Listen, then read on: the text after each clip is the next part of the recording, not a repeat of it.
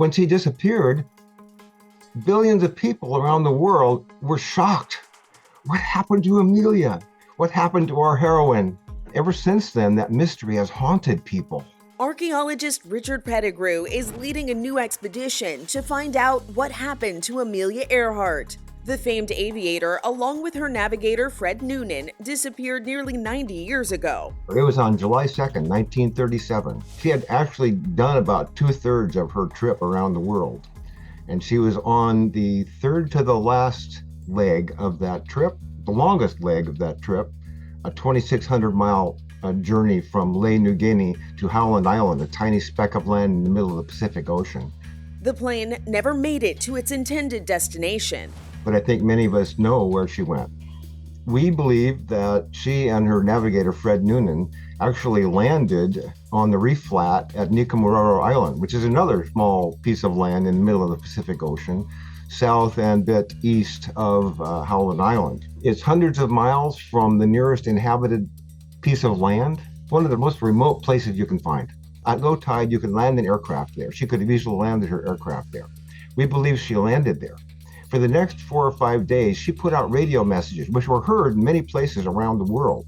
Earhart and Noonan would not have been able to last long on the island. It's a very tough place to survive, especially if you're not prepared for it, and she definitely was not prepared for it. But as for their aircraft, what we believe happened was that the plane was on the reef, the tide rose every day and got a little bit higher, and eventually floated the aircraft off the reef and away. It would have crashed, broken up. We think that what happened was the fuselage and the tail eventually, by themselves, floated into the lagoon. There's plenty of evidence that Amelia and Fred went to Nikumaroro Island, but finding the smoking gun has been a real challenge. Pettigrew and his team want to find that smoking gun.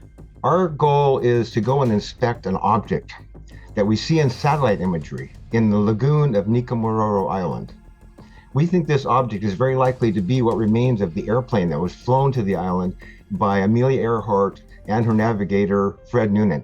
It is believed that the so-called Taraya object was uncovered by a tropical storm in 2015. This object is probably located in a very shallow water, maybe between 2 and 5 meters below the surface. So it's not like it's at the bottom of the ocean or anything, and it's not difficult to access. We just have to get to the island, which will require about a 5-day journey from Fiji by boat to get there. Pettigrew and his team of underwater archaeologists have a plan once they're there. We're going to bring some remote sensing equipment like magnetometers and so forth. We're going to do remote sensing of the object to detect where it's located, get its position, orientation, and everything.